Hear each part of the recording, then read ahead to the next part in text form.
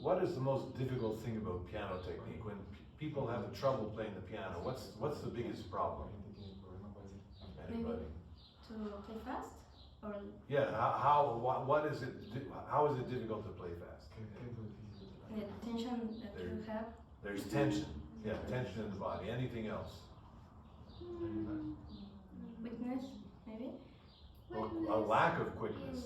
Yeah. You need to develop speed in the fingers. Yeah. Of course, tension is the main thing that stops speed from developing.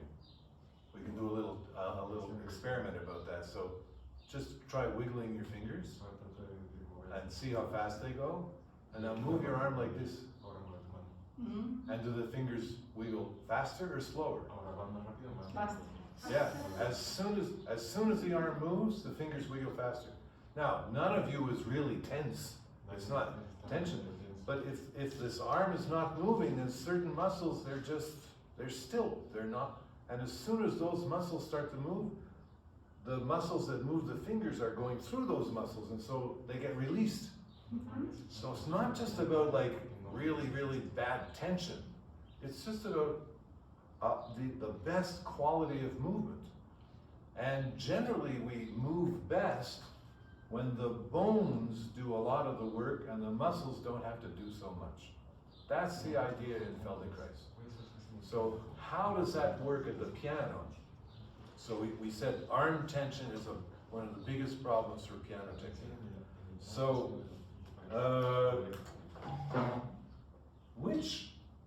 which hand do you think is going to make most arm tension? This hand here or this hand here? The first or the second? Does this make more? What? The second? The second. Yeah, you got it right. That's right. So why? You see why? Because here, this makes kind of an arch, like a church. And there at the top of the church is the keystone, and if you press on a keystone, it actually makes the arch stronger if the arch is well built. Okay, so now I'm going to take that keystone, and when this arch is strong, this arm is released. And now I'm going to drop this arch down here, maybe because some piano teacher told me to relax. So now I'm going to relax.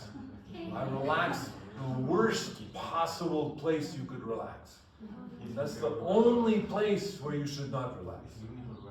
Because now, this arch is falling. And once it's falling, there has to be tension somewhere else, generally here, to stop it falling further. Or tension in here to stop it falling further. There's tension everywhere.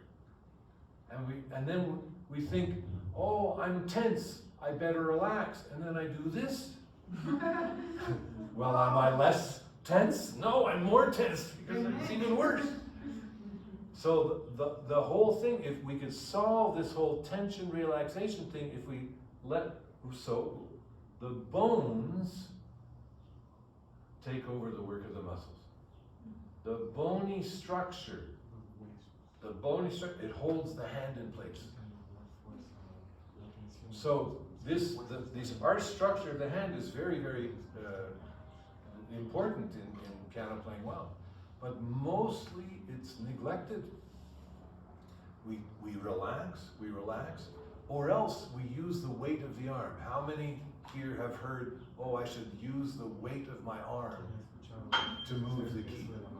Yeah, it's it's everywhere, that idea is everywhere. So I'm going to use the weight of the arm, and you can try it on yourself, on your knee. And if you use the weight of the arm, the first thing that happens is this thing goes down. The weight of the arm compresses that arch. So some people, they force the arch to be big, and then they compress the arch, but it stays strong.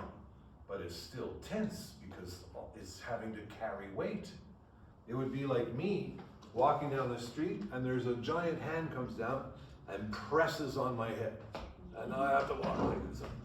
I'm carrying all the weight.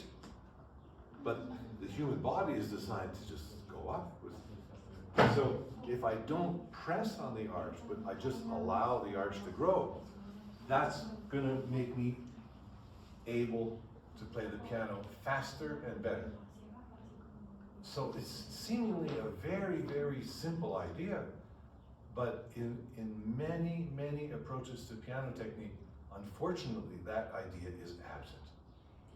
So it was my Feldenkrais background and this idea of the skeleton and how does the skeleton work that brought me to this idea. And of course, when you look at how the hand works, it's very convenient because the hand is designed to grasp. So if you curl your fingers and bring the tips together, there's very little power.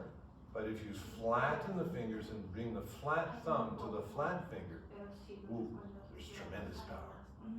Yeah, and look, it makes an arch, even makes an almost bird beak structure. You can even see that here, there's a triangle. You see? That triangle is also very useful for piano playing. So the grasping action, if you turn your hand over and you simply grasp, look what happens. That arch structure grows. That's right. And then if you curl the fingers, then the arch structure goes away. That's right. And you feel which one makes your arms feel tense. So how tense are your arms now? And how tense are your arms now? Yeah, so you see this relaxation, it's relaxation that leads to tension, which is like, that's paradoxical. Why should I get tense if I relax? Well, you relaxed in the wrong place. So it's not relaxation that makes us play well, it's activation. I activate the grasping muscles which create this wonderful arch shape. And now I can play faster, and I can also play with more tone. And did you see, when I do this, nothing goes down. Everything is actually going up. See? Oh, it went up. So strangely enough, if you press the key down, always something going down. So if you think, I'm going to press the key down, then you're pressing down too. And actually, if I press the keys, it makes a sound like that. But if I stand up on the key, I can make it much louder with less noise. So I believe that this noise here, it goes into the piano and it goes in the soundboard and it interferes with the free vibration of the string. It's kind of like a static. So that noise is interfering with the pure string tone. And so there I do like this, and I have much less static interference with the string tone. So that's another important reason why this weighted touch is to be avoided at all costs. The reason they thought the weighted touch was good is because, oh, now I have to grow my arch. I better carry the weight of the arm or else I'll fall down. But they didn't realize you can grow the arch functionally. Now I'm growing the arch by moving instead of growing the arch by putting a huge load on it, and it better carry the load. Yeah? So you can hear the difference in the sound. This one or this one. You see, this is much more pure and much more ringing in its color. So when you're teaching piano, for those of you who teach, if you see the hands sort of coming down like this, maybe I should move this a little that way so you can see. Yeah? Then you know that the person is already in trouble. And if you see them playing and the arch goes up as they play, so that this knuckle here, these bumps here are visible,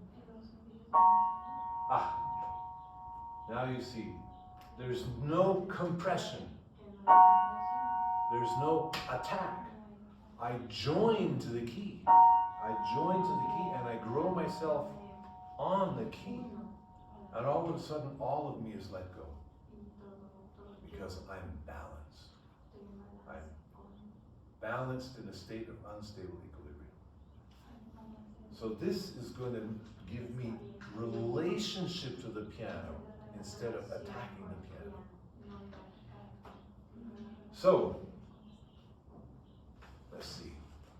I wrote 4 big books on piano technique to try and explain these ideas and to see how they work in practice. The first, The Craft of Piano Playing, you see 450 pages long. The fourth one, Play the Piano with Your Whole Self. How many pages is that? Under 400, over 375. So, people told me, great books, Alan, great books, Alan. Who's going to read all this stuff? It's like, it's too long. I don't have time to read all that. So finally, in these 4 books, there's 250 awareness through piano movement lessons. And I boiled it down to 28. So this is Pianimals. This is Pianimals. It's 28 Feldenkrais lessons for the beginning pianist's hand. So I tried to make these ideas accessible to studio teachers and to young children. And so what I'd like to do is take you very, very quickly, take you through just a few of the exercises. We can't do all 28, we don't have time. But so that you can get an idea when you notice that your hand feels stiff, or you feel that your hand is playing like this instead of playing like this, you can't just tell the hand, if you're lucky, tell the hand to play like that and it'll do it. But we need to develop habits. We need to give the hand an experience that's going to make it easy, because many of us have been playing like this for years, so that habit is very strongly learned, and to change it is going to take a new habit that's learned in an even better way. So at one point, because I'm a Feldenkrais practitioner, we think about human development, how babies learn movement. And in a Feldenkrais training, the first training is lifting the head. The second training is rotating to lie on your back. And we go through all the same developmental moves a baby goes through. And as Feldenkrais said, nobody learns to walk by walking. No baby comes out like that and then stands up the first day. You know, imagine if you told the baby, stand up, come on, walk. What's the matter with you? Yeah. Imagine how tense that baby would feel. No, the baby has a year-long pre-standing apprenticeship. And it does hundreds of movements which all go into standing up and walking. Every pianist is like a one-day-old baby. The first time you ever played the piano, stand up and walk. No wonder we're so tense. No wonder it feels so difficult to do this. Like, why not give the hand the same experience a baby had? So that's the idea in pianos. Now you can't all be here. When I teach this course online, everybody is on Zoom and they turn the microphone off and they're all at the piano. They can actually do the exercises at the piano in real time, which is a lot of fun. But for you now, your knee and your thigh, that's your piano, okay? So, and I think we're going to make a recording of this available. So if you wanted to take notes, don't worry. If you can't take notes, you'll get the recording. Okay? Yeah. So, Pianimals begins with the hand lying down. So, I'll show you with one hand on the piano, but the other hand on my knee. So, and we make the fingers all together, so that it's kind of like a seal flipper. It's not individual fingers, because and a baby can't individuate the fingers. It's just all individuated. So we make the fingers all together, and then you leave the heel of the hand heavy, and you pick the fingers up and put them over here. You pick the fingers up and put them over. It's so simple, kind of like this. And by the way, don't do it with your arms like this, like your arms stiff. Let the arm go too, and let the arm go this way. So on the piano, we go like this and like this. So these exercises are amazingly simple. It's so stupid. But it's not stupid, because when the heel is lying down here, the heel is lying down and you feel it. You can't play the piano like this You can't do it. The heel is like this, so you're forced to go, if you could do it on the white, you would do it like that, without the heel and the arm and all this going on. So this lying the heel down on the keyboard or on your side, it gives you this feeling of security. This lying the heel down is like a baby lying down on the ground. So then we could make a little bird beat like this, and then we could again go like this. That's right. And you notice what your whole body is very relaxed. No, leave the heel on your leg like this, like that. And you see, the body lets go when the heel is really on the leg. The body kind of lets go. It's like doing, those of you who were here this morning, doing the Feldenkrais lesson, lying down on the floor, so you can let go.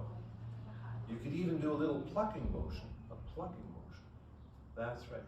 And again, let the arm do something so that it doesn't get tense. You pluck, but you don't get tense. Yeah, that's right. Then we're going very quickly here, but I just wanted to take you through some of them. What we really should have done is do all the exercises for one hand only. So let's, from here on in, would you just please do one hand, okay? And you roll, now this is very, can you roll the hand so it's so let go that the hand folds over the thumb and kind of lies down like that. And then it folds this way. Everything is folding, and then it unfolds, and then it folds over the thumb. And you see the hand is kind of rolling over the thumb, and the thumb is just there, and the thumb is just there. And you feel at a certain point that the whole weight of the arm and the hand is on the thumb. It's just smashing that thumb into the, and if we did it on key, it would be like this, be like that. But only you do one hand. And that, of course, that's my favorite of all the early Pianimals pictures, because it's Sleepy Bear. It's a hibernating bear. They found the best place to sit to lie down to the piano. Sleepy Bear. Yeah, so now you're making your hand like Sleepy Bear, yeah? But you notice, if you only did it with one hand, just did this thing with one hand, and really let it go, and let it go, and let it go, and let it be heavy, and let it be mashed, and let it fold, and you don't even know how it's folding and unfolding, because it's so let go. And if you do that even for a minute with only one of your hands, and then you let your hands hang by your sides, and you'll feel, one hand does feel, yeah, it feels like one arm gets longer, and the hand feels different, and the whole side of the body almost. So did you see, when everybody's saying relax, relax, relax, this is neuroskeletal work. We're showing the nerves the structure of the bones when we do this. The muscles get out of the way. The muscles just let go. And it's just the bones, it's just the bones, it's just the bones. But it's just the nerves feeling those bones. And the nerves can feel the bones much better because the muscles aren't getting in the way. So the sensory education gets richer and richer the more the muscles just let go. But normally if I just let go, I can't do anything. But somehow another part of you moves the bones around. So you get these, here's another one. You lay your hand on the thigh like this and move your arm forward. But normally it would be like this, right? But let the fingers get a little stuck. So the fingers are curling, but nobody's curling the fingers. Like no muscles are curling the fingers. Let the heel of your hand come down. Yeah. Did you see the amount of tension? You see, that's residual tension. But you let that tension go. And now look, drag the arm back this way, and nobody's uncurling the fingers. The extensors aren't working, but the fingers are uncurling. The fingers get, all the bones of the fingers and the nerves of the fingers, they get this sense of curling with no effort. And I've used this exercise to heal a tendinitis. Because the tendinitis has come from this curling action here, and it stresses out these muscles here, these tendons. They get inflamed. And now, the fingers curled with no effort in these tendons, none. And the tendon goes, ah, thank you. Ah. Oh, it uncurled. The extensors didn't do this at all. So it uncurled, but the extensors are calm, the extensors are peaceful. The extensors go, ah, thank you. And now let's do it again. But very slowly, so you really feel there's no effort in the finger at all, and the heel stays heavy, and the heel stays heavy, and eventually I'll do it on here for those of you who can't see. So like that, like that, like that. And then, oh, look, the fingertips got right curled nicely into the palm, but with no effort, no effort, no effort, no effort, no effort. So this experiencing movement, experiencing the parts of the skeleton relating to each other, with none of the normal effort, then the brain feels how those bones best fold in on each other, how those bones unfold. And then the brain figures out a better way for you to play the piano. It'll actually change the way your hand moves on key, even if you didn't do anything at the piano. So the whole idea of Pianimals is that we do exercises, we do all sorts of things that you would never ever do playing the piano. Well, who did Beethoven write a piece where the hand goes like this? I don't think so. Did Beethoven write a piece where he used a bird beat? Oh, he did actually. No, I'm joking. No. So, no, Beethoven did not write a piece where you play the piano like this. Beethoven did not write a piece where you leave the heel of the hand and pluck like that. Okay? But when you do these strange movements on the keyboard, the hand starts to feel, I believe the hand's education as a pianist on the keyboard is basically impoverished because the hand only learns piano playing movements. You know.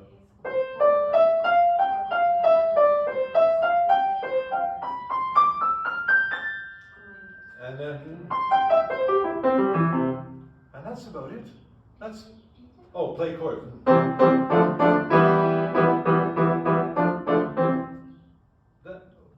That's a very small group of movements compared to all the things your hand can do.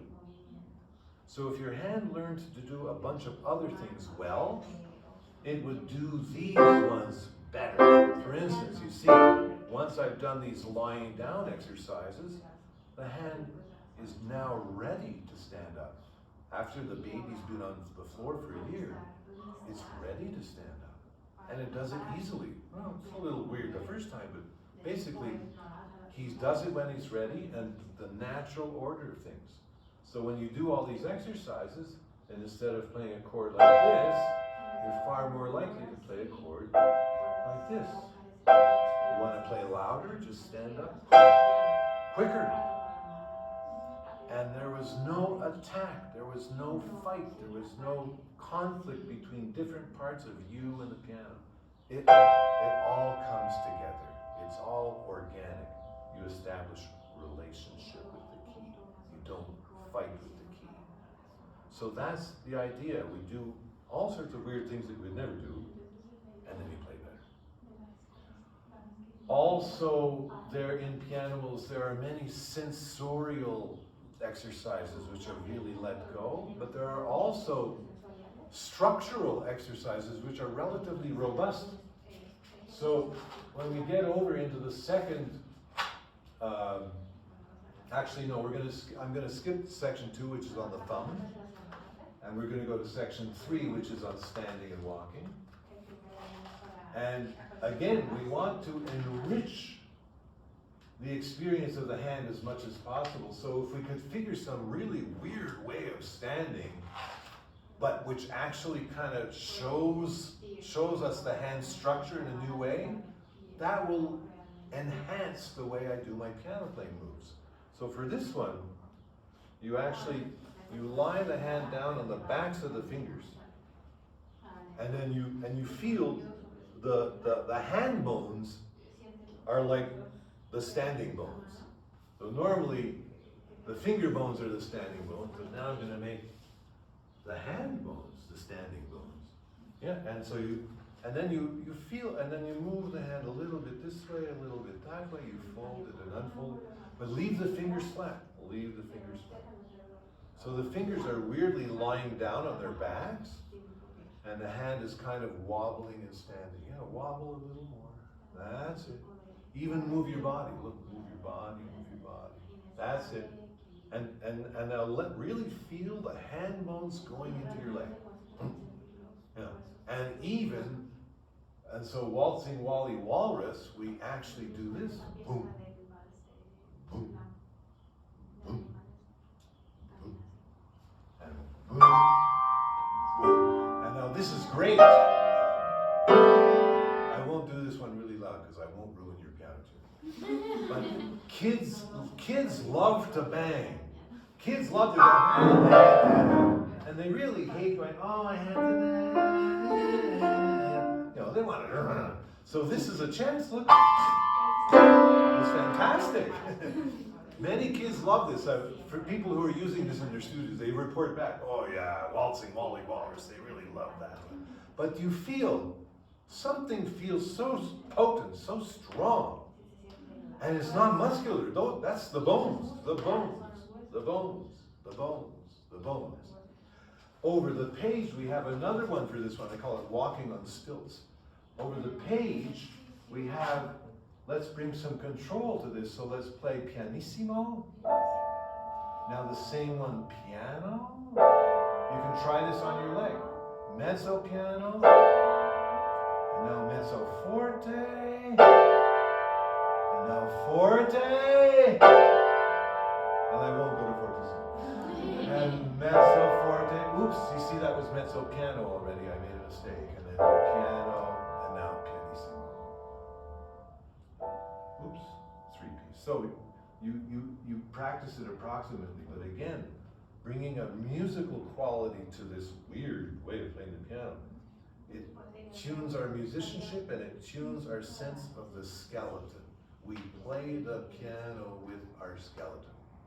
And when you do this, it sure feels like that, yeah. So that's the first part of standing up.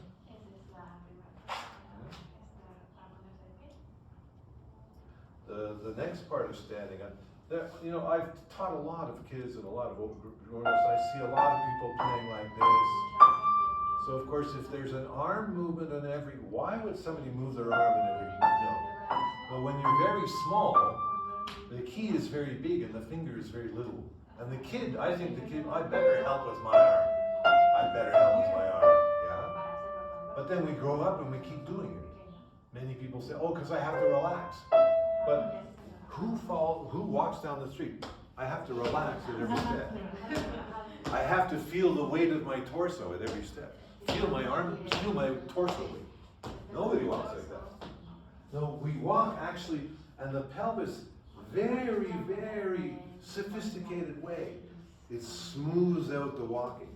Physicists have analyzed walking and they say the human walking really is, you fall and then you catch yourself, and you fall and then you catch yourself. But we don't feel like we're doing that because the pelvis is doing all these smoothing out movements. And so that comes later on with rotation. But so I had this 10-year-old and he was going, nah, nah, and I was too tired. I couldn't explain to him the whole thing about the walk. So I just said, listen, your hand is a swamp monster. Lay it down like this, so you do this. And now, if we just did a movement like this a little bit, very, like 1%. Oh my God, you see the eyes of the swamp monster? It looks like he's waking. Oh, he went back to sleep. And just wake him up a little. Oh, put him back to sleep. So do the smallest amount of grasping you can do. So literally, if you see my hand move, that's already enough, and let it go. That much, and let it go. And now a little bit. Oh, he's really waking up. Oh, and let it go. Oh my gosh, he's gonna get us. Oh, phew, he went back to sleep. And the boy's having, oh my God, my hand's a swamp monster. And then, so we did that for about a minute, and then he played instantly. None of this arm movement was there. It was all gone. Why? Because his nervous system learned. If you stand up, then the next thing to do is simply walk. His brain learned it. I didn't tell him. The motor cortex part of his brain learned it. Yeah? So the first swamp monster we do is we leave the heel of the hand on the piano or on the leg. Yeah? So the next step would be to do a swamp monster, but then you just let the heel come up a little bit. That's it. And now that's already playing the piano. Yeah? But you feel totally balanced, and you don't feel any stress, and you're very, very potent.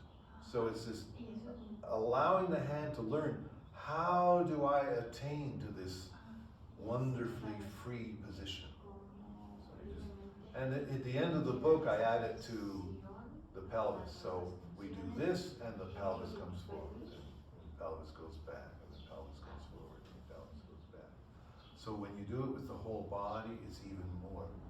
Oh, no, look. Pull yourself forward. That's it. And now sort of push yourself back. Yeah. You will play the piano better when your hands are connected to your body functionally like this. Yeah, that's great. Now, if I came here and then I'll show you that the first exercise for a harpsichordist is a really strange one. Harpsichordists, they join notes by moving the wrist. And in order to really do that well, you glue the fingers together, and then you move over like this until the other note plays. And now you move back until the other note plays. So it's like this. Like that. So just two notes like that, and you just dong, that's right. That's right. Sorry. So you see, this teaches the arm and the wrist that their job is to connect the notes. The finger's job is to play the notes. And now we go a little faster and a little smaller. Triplets, eighth triplet. And then you see at the end my fingers started to move a little bit, but mostly the wrist is doing it. So this is, again, it's a sensory exercise to teach the wrist that, look, yeah, your job is not to go up and down. Sometimes a little bit like breathing, but generally not thumping like that. No, this is your other job. This is your real job. Once we've established your job is not to do this, well, what is your job? Is to do this and that. So do you hear the difference? If the brain thinks this is a chord, okay? And well, if it's a chord, then I don't move. I just play the chord, even if it's broken. Okay, but if your arm goes, wait a minute, that's a melody, and it moves here, and it moves here, and it moves here, and it moves here, and it moves here. What a different sound from which sounds mechanical. This sounds organic. It sounds musical. It sounds shaped. It sounds phrased. Why? Because the arm did its job of joining the notes. Why did the arm do that so well? It wasn't distracted with a wrong job, trying to help the finger push the key down. The finger is quite capable of pushing the keys down itself. So the arm's job is to join the notes, the finger's job is to play the notes, okay? So, now, another one is once we've learned how to grow this arch, then we collapse it on purpose. But we keep collapsing it until there's no tension left. We just lay down. And now we grow it, grow it, grow it, grow it, grow it. We actually grow it by extending the fingers. How many people knew this? Many of the movements of playing the piano are done by extending the fingers, not by flexing the fingers. By doing this. Many, if you want to play a big chord, very loud and very not ugly, you extend the fingers like this. Yeah. You get instant balance and clean sound, and there's a complete absence of attacking the piano if you simply extend the fingers. It's a quick stand-up. Yeah. So in this one, we learn extending slowly, but we go, oh, I'm just going to collapse that arch. I'm going to lie it down like an amoeba. There's the amoeba. And now we're going to stand it back up by doing this movement slowly, slowly, slowly, slowly, slowly, slowly, slowly, slowly, slowly, slowly. Ah, that's it. Very good. And now again, down, down. Let it breathe like a balloon deflating until you're resting completely at rest. Best if you did that with your fingers underneath, like that. No, the fingertips with your fingers lying on the nails. Lie down on your nails. Lie down on your nails. Yeah, because if you're lying on your nails, now you have the means by which you can grow your hand through extending the fingers, you see? That's it. Now lie down on the nails again. Slowly, slowly, deflate the balloon. Deflate the balloon. And did you see when the heels lie down and everything relaxes? The body lets go. The body starts to breathe, my goodness. And now see if you can keep that kind of free breathing body even as you extend the fingers and stand the hand back up into its arch. So you see, again, who's going to play the piano like this? This is like, well, I wrote a composition where you play the piano like that. You go like this, and you go like this, and then you go like this, and then you go like this. All the compositions in here have an accompaniment with, so that the pupil can be doing this weird thing while the teacher is going. Anyway, and there's always an easy version for very small hands where it's too difficult to play a whole chord, so you could just do 2 notes like this and the same thing.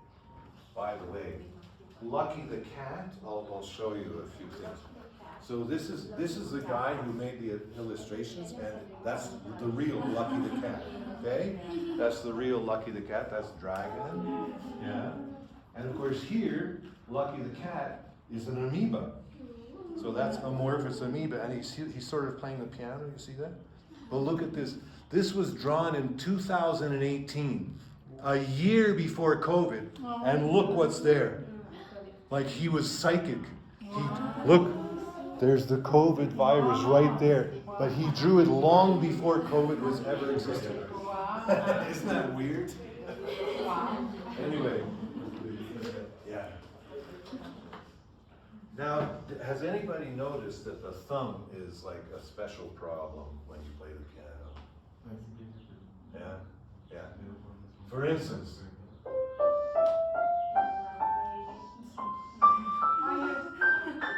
and look at this, look at this.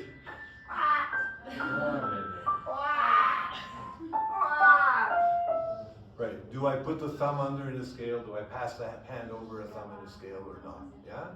So the thumb is very weird. And as we've established, the hand's basic grasping action is the thumb against all the fingers. The thumb is 50% of the hand, not 1/5, it's half. But wait a minute, if the thumb's going up, how can I play the piano? Well, it starts this action here, way over here, at the other end of a big circle, yeah? So that's how thumb opposition can be used to play the piano. And that's how thumb opposition is used. So you see, if I put my thumb under by flexing it, now just flex your thumb. And you feel how tense your whole hand is? It's like, flex the thumb. Now, if you start to oppose the thumb, now watch, I'm going to start to oppose my thumb. If I flex, then my whole hand is totally tense. I'm going to oppose the thumb, oppose the thumb, oppose. Oh, look, I'm almost there already. Now, oppose the thumb, oppose the thumb, oppose the thumb. Oppose the thumb, oppose the thumb. So I did and did not put my hand over my thumb. What I did was oppose the thumb. The thumb stands the whole hand up, and there I am. Oppose the thumb. So would you please oppose your thumb like this, and then see how easy it is to move the fingers from one side of the thumb to the other, as long as the thumb stays standing. So the thumb is like a pivot. The thumb is like a screwdriver. And the fingers can go here and the fingers can go there. Now what everybody does, because this seems like a very long way to go. And everybody, oh, I'm going to do it shorter. And then they collapse the thumb and then they're in trouble. So before, I told you we jumped a section. We went to section 3, which is standing up and walking. Section 2, the entire section is on the thumb, so that when we stand up and walk, the thumb knows what it's doing. And the first thumb exercise is exactly this, to turn the thumb into a thumb screwdriver. So now, so to stand the thumb on its pad like this, and just turn it around, turn it around, turn it around, turn it around. And when you turn it around this way, then come down as if you were making a thumbprint, like that. Yeah, and then go back up again. That's it. So like this, and then like that, and then like that, and then like that. And when it's up here, then you can stretch the fingers up this way, and then bring them back down, and then here. And now try to connect that feeling to your whole body. So you're really standing on the thumb, standing on the thumb. Press into your leg with your thumbs. Connect it through to your shoulder. That's you're doing very well. That's it. And then connect the thumb to the shoulders. Really press the thumb down. Yeah, that's it. Press it. Yeah, and now press it. And now rotate on it, rotate on it, and press down. And you feel all these muscles here working way more than they're used to. Yeah, those muscles should be working all the time. These muscles here, that's the thenar group. It's the largest group of muscles in the hand. And if they're not working, then of course you're going to feel weak and you're stumbling around the keyboard. But when the thumb stands up like that, then you feel already much, much more powerful, much more agile, much more ready to run. So we have to establish things first. With the oranga thumb, you literally just play this like that. Or in the advanced version is this 1, 2, 1, boom, and of course the student is doing this. Oh my God. He's exercising his thumb, and of course the teacher. So it's really like a big, heavy stomping oranga thumb. Okay? The next one in the thumb section is just simply making a bird beak. So it's literally like a triangle, you see? Not curled, flat, flat. And then you take that bird beak and you simply slide it. That's it. Again, this is so simple, but feel how empowered your hand feels. Sometimes when I'm playing the piano, I feel kind of wonky. I don't feel wonky at all. I feel like I totally know exactly where I'm at. And my whole body is involved in it. So you change the finger, a third finger bird beak, third in the thumb, and you slide like that, and then the fourth. Oh, we're doing it with both hands. Remember, I wanted you to feel the differences by doing only one hand. But don't worry, we're giving both hands this wonderful pre-standing apprenticeship which is Pianimals. Yeah. Great. So that's the standing bird beat. The sliding bird beat is skating slong. And then you make that bird beak and you lie down the thumb on your leg like this. So the thumb is totally lying down. And now, if you were an alligator, you would open up right up like this. But first we do crocodile. Crocodiles, they just open up like a little bit like that. And the crocodiles have a very thin snout. So we do crocodile like that. Let's see. Make your thumbs straighter. But lie them down. Yeah, and lie that straight thumb down. Lie it down. No, when you lie the thumb down, leave it straight. Lie, yeah. And now open the crocodile nose just a bit, and then close it. But close it like this, Yeah, like that. Do you see how different that feels? And again, you're activating all sorts of muscles in your hand that you would not normally activate. That's very good. Yes. Yeah, I can't see the back row, but yeah, okay. So you understand, doing this crocodile one well, you activate all sorts of muscles, which again, who would play the piano like this? It's almost impossible. I could do it actually, but that's what it is. But normally you don't, eh? But when these muscles wake up, it's the pre-standing apprenticeship. We're lying down, we're activating these muscles. When you stand up, all these muscles are going to work and you're going to fly. It works so well because these are the muscles which activate the skeleton. And now the skeleton feels the right relationship between the finger bones and the thumb bones, for instance, and the thumb bones and the hand bones. Yeah? So now, in the alligator one, we combine, remember we did this with the orangutan? Now we did it. So now the alligator actually yawns. Yeah, keep the pressure on your thumb. Keep the pressure, and then close the yawn slowly and come right down. So the whole time you feel like you're standing on the thumb and carrying the weight of the thumb, of your arm on the thumb, and then close. And of course, the next time you yawn, a little birdie flew into the alligator's nose. So you have to, you don't want to eat the birdie. So you go like that. That's right. And then yawn again. And then don't eat the birdie, don't eat the birdie, don't eat the birdie. And then yawn one more time. Oh, and now we're hungry, so we're just going to eat the birdie. No, don't collapse. Go like this, like snatching. Yeah, that's a different experience for your hand. That's, sometimes we play a quick chord. We don't want it to sound bang. We go like that and snap. And it's just going forward like that. And you're moving the sound out of the piano instead of forcing the sound out of the piano.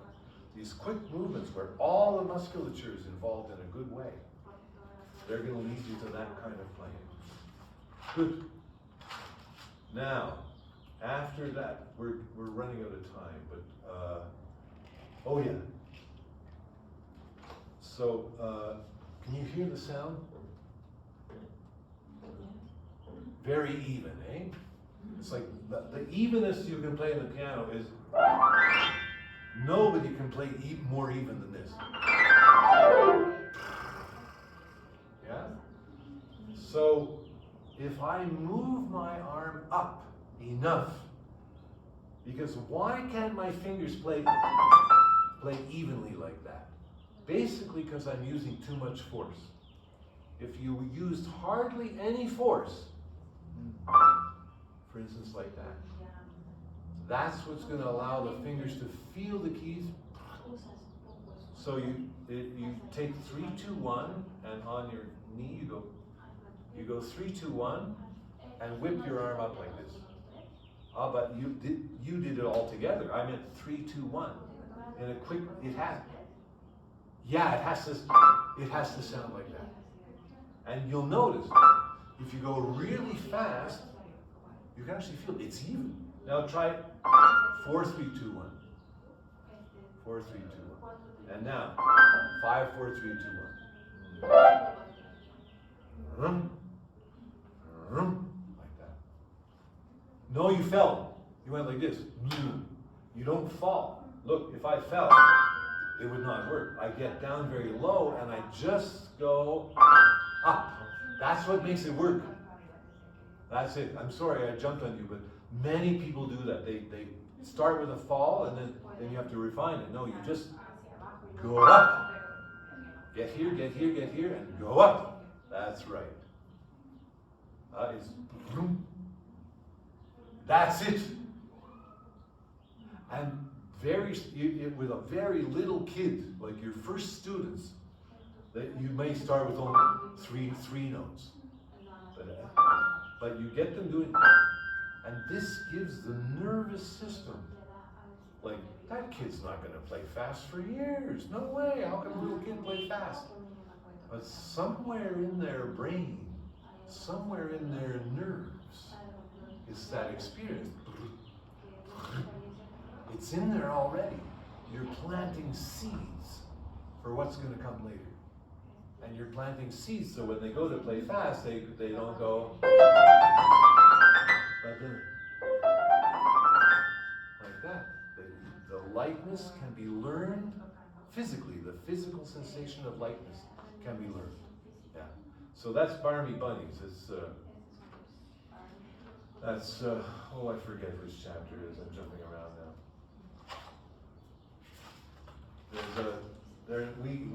This book was born in COVID.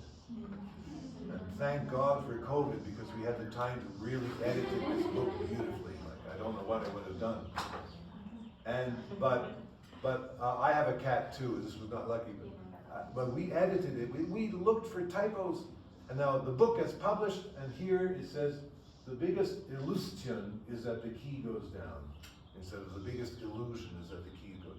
So I'm sure my cat was walking on my computer keyboard the night before the book was printed, because how else is that typographical error there?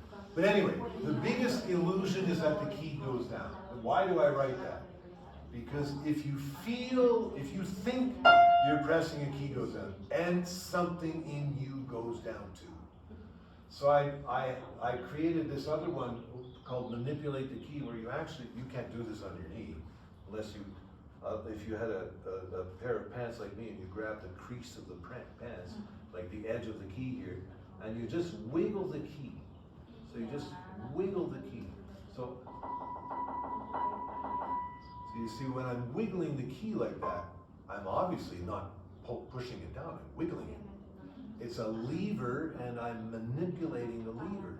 So a lever, you manipulate it like this, or you manipulate it like this, or you can manipulate it like that. But it's just coincidental that these are going up and down. Really, I'm just wiggling it. And then I wrote a piece where you...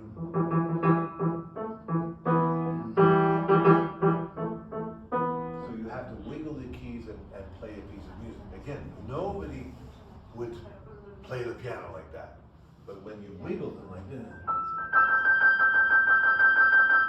again, you're not falling down.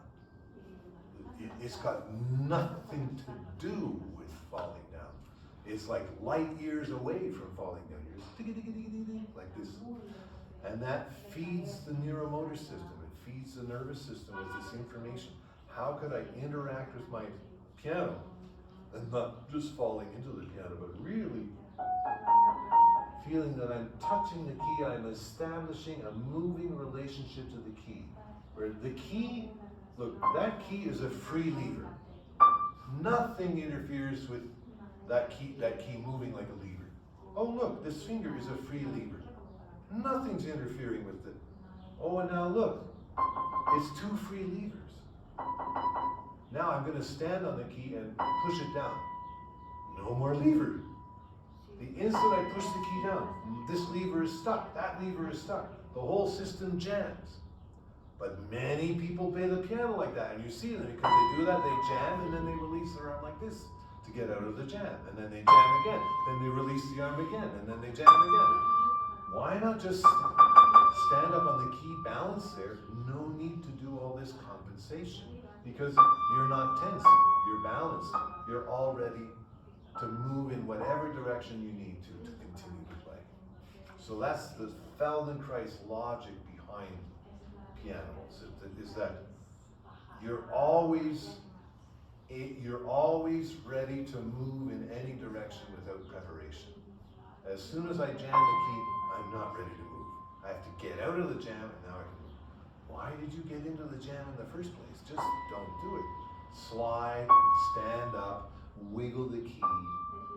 For every action, there's an equal and an opposite reaction. The thumb is going to go down, the hand goes up. The fingertip goes down, the hand goes up. Many of us play, and we do not allow the equal and opposite reaction to happen. We play, the fingertip goes down, and this arch went down too. And it's all, and it's not enough just to stop it going down. You have to let it go in the other direction. That's when it comes to life. When the equal and opposite reaction is manifest. Not only is it manifest, but you cultivate it. You say, oh, how could I make the thing go up more? As the fingertip goes down, how could this go up more? And then you get more and more feeling of elation and I can, and nothing's stopping me. It's a wonderfully invigorating feeling to play like this. And you'll see, your students, your pupils will improve very quickly with this, and you won't even know why, but this is why. It's because they feel they can, because they're not constantly indulging in some feeling where it's really like they can't. At the end, there's the return to the fingertip. So I spent a lot of today talking about growing this arch and using the whole finger to grow the arch. And once all that's in place, then we can curl. Because now we know how to curl without destroying this arch. Now we know how to curl in a way where the arch maintains its integrity. Remember, curling is an action. Curling is not a shape. If you've curled your fingers before you start to play, there's no more kinetic energy. You already curled. What are you going to do now? You impart kinetic energy to the key by curling or by curving. But if you already did it, well, the only thing you can do is this weird extension. So at the very end of Pianimals, chapter 7, or section 7, we actually do, and again, it's very difficult to do this in the chair, but if you leaned over here and then you just curl your fingertip to pull the arm up. So you curl the fingertip to pull the arm up. Now this one, now curl the fingertip. And now you have to exercise the fingertip. You feel the pull here, but not too much. If you don't do enough, you don't get anything. If you do too much, you make these tendons hurt very quickly. So that's why I put it at the end of the book. So you just curl, and you feel, and then you allow the arm to follow, and you feel, I'm curling, and you say 30 grams. I'm not going to do 70 grams. I'm not going to do 2 grams. And then you move the arm enough to keep it at 30 grams, and then you go back down like that. And this one you can do on key. And this one's very strange. You can actually play a scale even with your thumb. Sorry.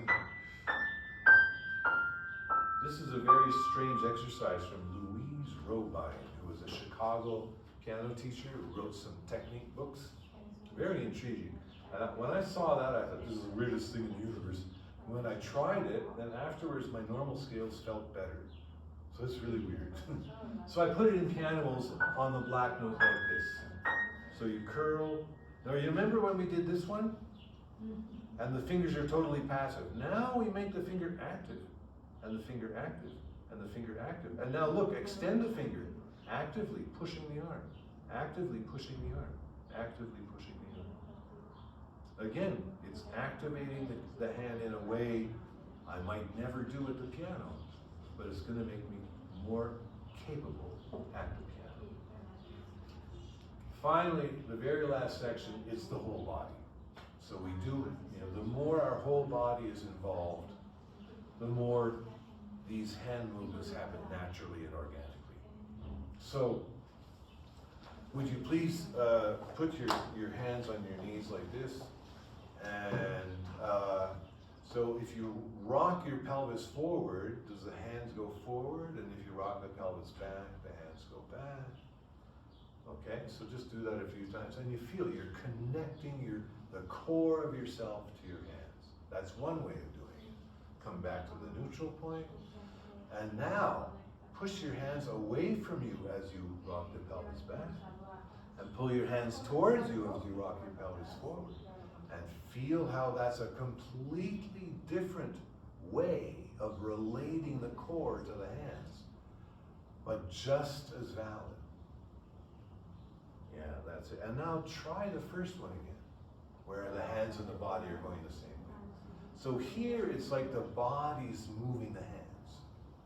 Yeah? And this one, it's like the hands are moving the body. My hands are pulling the body, my hands are pushing the body. You feel that? So I based a piece of music on the Chopin C minor prelude, but I made it into a fandango. So there's two ways of playing it. You can do it on your hand with a bird beat like this. Dum, da dum, dum, dum, da dum, dum. So.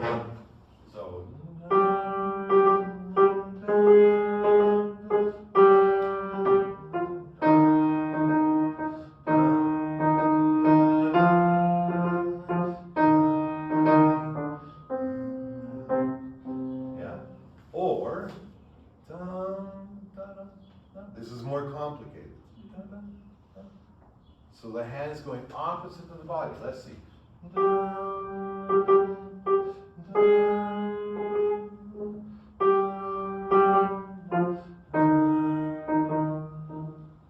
Yeah. It's more tricky, but actually there's something beautiful about it. Both of those are valid, and we're not limited to one of these options. They're both valid because some work better in one context and another works better in another context. Then there's side bending. So, would you please, I'm going to do this mirror image. So would you please put your right ear closer to your right shoulder? Yeah, okay. And where did your weight go? The right ear, right shoulder, and the weight goes on the right. Good. So you're going to fall off your chair if you continue.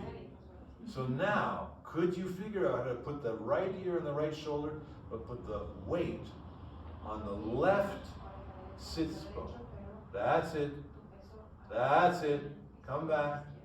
Try it again. Da, da, da, da. So the head's going one way, the body's going the other way. No, your body went the same way. You're the bodywork person, you should. The head's going that way, the body has to go this way. No, your body's went that way. Okay, listen. If it's difficult, what you do is you lift this hip. So you lift the right hip as you drop the right ear. No, lift the right, look. First lift the right hip. Lift your right hip. And now drop the ear. That's it. Is that weird or is that weird? No. It's not weird. Okay, good. You just had to get it. Try the other side. Lift the left hip, drop the left ear. Okay. Lift the right hip, drop the right ear. Lift the left hip, drop the right. Okay, now keep going. If you were going to play an arpeggio on the piano, where would the arms go? How would the arms go? So do it. Just move your arms as if you're playing an arpeggio. No, which way is your head going?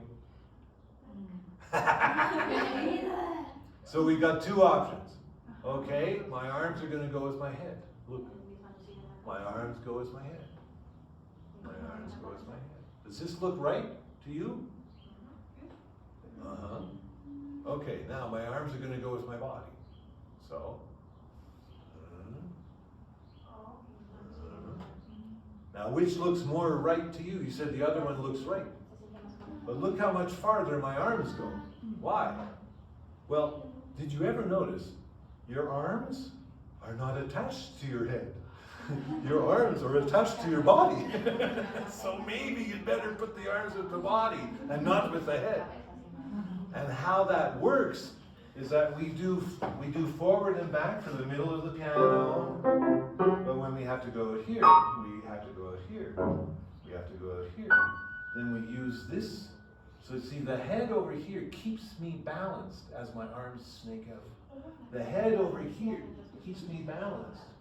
Yeah? So the piece I wrote is like this.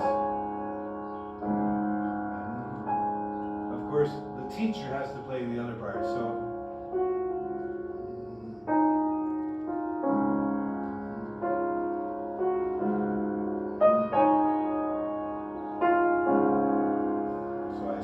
I stole from Schumann, Kindersehen, yeah? So that swinging this way is for the middle, like not right at the edge of the keyboard, but halfway out to the edge. Now look, I go halfway out to the edge, I still can't get those notes. I rotate for the last little bit. So middle, back and forth. Halfway to the edge, side bend, all the way to the edge, rotate, side bend, middle, side bend, rotate, side bend, middle, side bend, rotate, side bend, yeah? So that's all in here. Now I just shot a huge amount of information at you, so do you have any questions? Do you have any impressions, any observations? Yes, you want to say something, I see it. No, I process something. You're processing, okay. How do you teach like a legato? Because I see that many times it makes more things legato. Yes, that's right, Okay. that's right. So I skipped over some stuff. So this one here, this is the beginning of the legato. Okay. So the beginning of the legato is, well, there's two things in legato. One, the finger has to stand up. Two, the arm has to move laterally. So normally when they have tension in the legato, it's because they stood up, but they kept heavy. They stood up, but they kept pressing the key down. See, I'm standing up, and I'm not really standing up, because if I stood up really, I would be floating. If I stood up really, I would be floating. And when I stand up really, the arm, which is the torso, goes to the new place. If I stand up really, the arm goes to the new place. If I stand up really, the arm goes to the new place. If I stand up really, the arm goes to the new place. So in a stand-up, the two keys, in a legato, the two keys are both held down, and both hip joints respond by going up. So what people do to make it difficult, they do stand up beautifully, and then just as they're about to play the next note, they abandon the standing finger. So I'm standing on this finger, and now I'm going to abandon it. So don't abandon it, don't abandon it. Stand more, stand more. Join this standing to that standing. Join this standing to that standing. And so does that make sense? For the difference, sorry. The difference in the finger lengths? Yes. Yes. Yes, these two ones, the hand goes. That's why the arm has to do it. That's why I wrote teetering toucan.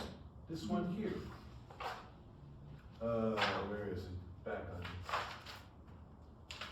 Oh no, come on. There it is. That's why I wrote teetering toucan, this whole thing here. Because yes, the fingers are different lengths. So now if the wrist moves more, that different length is taken into account.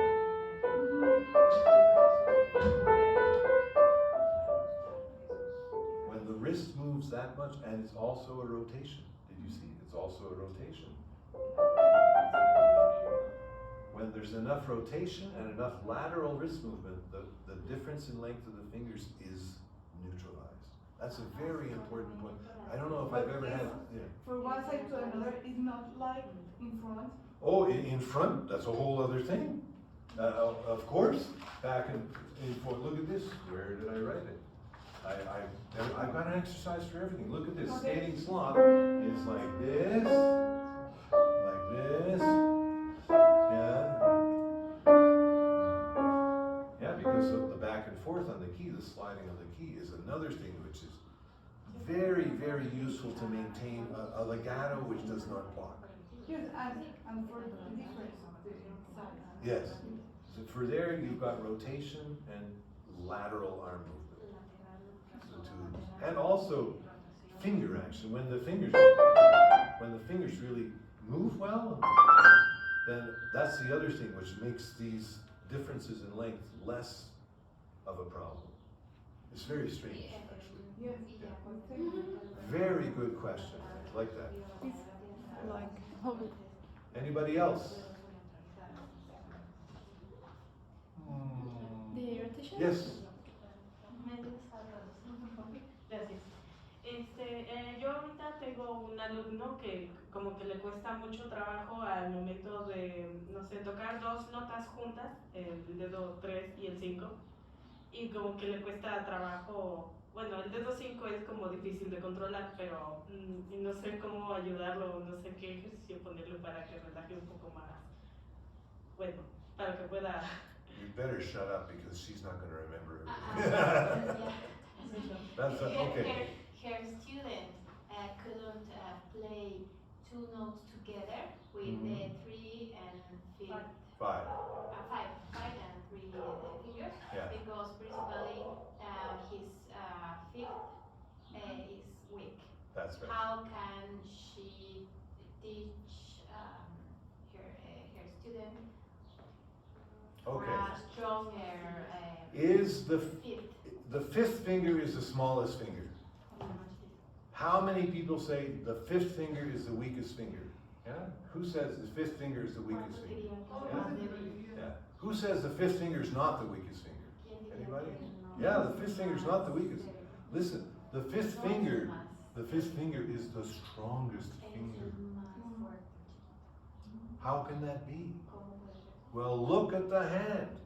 Look, the thenar group, that's for the thumb. The next biggest bunch of muscles is the hypothenar group, and that's for the fifth finger. None of the other fingers has the hypothenar group, only the fifth. The fifth. So you do a little exercise. You can do it on your leg, like this. I will do it here. You curl the other fingers, you isolate the fifth. And now you draw the fifth finger back like this. Don't break it. Look at yours, it got all broken. Keep it straight, straight, straight, straight, straight. That's it. And that's it. And this knuckle comes up. And this knuckle comes up. Yes. And as soon as this knuckle comes up, you are working the hypothenar. If you feel it here, you'll feel this hypothenar getting hard. Because it's working. And now, you see, if you look at it from here, the hypothenar and the thenar. Now look carefully. What does that look like? Like a bump. Yes! So, I like to say these are the ass cheeks of the hand. This is, your hand has a butt. So, use it. Use these muscles. That's what makes your hand powerful. Yeah, absolutely. So this, the fifth finger standing up and using that wonderful muscle is the strongest finger. It's amazing. Great question. Yes? I ask to my students, or I pay attention to the knuckle Yes. Good. to bump. Mm-hmm. But I don't know the limit to that. I don't know how I must push them Mm-hmm. to wedge up the knuckles or not. This is very good. Because you cannot. Okay. You cannot always push them to make the biggest bump. Okay. And you'll see many times the way the piece is written, the bump cannot be big. Okay. So what's important about that? Important is that there are certain muscles in here which activate in order to make that bump. So in the end, you don't have to make the bump. All you have to do is activate those muscles. So you see, if I even do this, look like we did in the swamp monster. You see? So I'm playing, and you see, I didn't make a big bump, but you heard in the sound. each one of these, there was an activation of, look, if this muscle here is activating at all, it means that the bump is going up. If it goes up 1 millimeter, that's enough. Okay. Why? Because if it's going up 1 millimeter, what does that mean? It means it's not going down. And then if it's not going down, you're fine. Okay. Yeah. Well, no, even if it's stuck in the middle, that's not good. It has to go a 0.5 millimeter up. Okay. Yeah. Thank you. Because if it's stuck in the middle, it's probably about to go down. So Okay. you just do little up, little up, little up, little up, and sometimes you do a big up. But very good question. Because yeah, I've had people come, Alan, my hand's not big like yours. I can't grow Yes. that arch. I can't make that. Yeah, you don't need to make the arch. You need to activate those muscles which would potentially make an arch. And then they do their job of producing sound. In the end, if you grow the bump, in really high level piano playing, if you grow the bump, there's a little less energy going to the sound. Like if I don't grow the bump, then that energy went into this moving the key. Now I grew the bump, it's a different sound. It's not so like everything going to move the key. So there's a whole science about that. Yes. So good question. Thank you. Yeah, cool. Now I think we better draw this to a close. Thank you for your question. Now comes the interesting part. Now we see if Alan is just a big charlatan or whether this stuff actually works with repertoire pieces with actual piano players. And that's you guys.